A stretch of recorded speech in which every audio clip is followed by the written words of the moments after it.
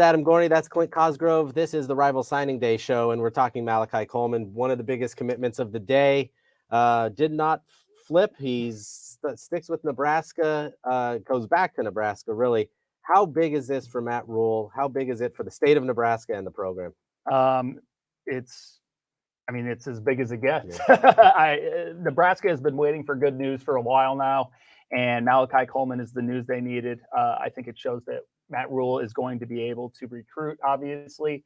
And when was the last time that they had a talent like Malachi from the state, stay in state, and especially with the new coach coming in? And that's the big thing. Matt Rule, hasn't recruited in a few years. He was in the NFL, and I think that was a big selling point.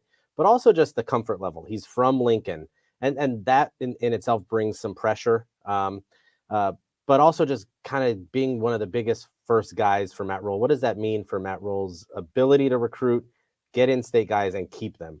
Yeah, if you're trying to build a border around the state and you start with a guy like Malachi Coleman, who's an absolute difference maker, freakish athlete, big time potential, people will follow. And he's kind of setting the tone for in-state recruiting moving forward. And, they should be able to, and not many states can do this anymore, but they might be able to lock down that state again. And I don't know how many players they're going to have of Malachi's talent coming through there, but it does bode well for the future of recruiting, at least in state. Yeah, absolutely. And there's been some reports that Matt Rule's looking to hire a big-time Texas high school football coach, obviously trying to get into Texas there. But just talk about Malachi as a player, as my ear thing keeps falling out. The term freak athlete comes up too often in recruiting, but this is a guy who's incredibly special, super long, rangy, and like you've talked about too, has basically been recruited for like 5 positions. Yeah. I've never heard of a kid being offered at receiver, tight end, defensive end, outside linebacker, safety.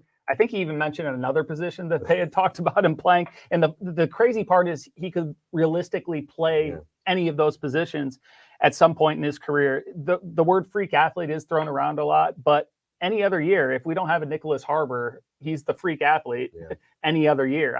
6'5", 200 pounds, runs. He's going to be a sub 10-400 kid at that size. He can play defensive end. I've seen him rush the passer.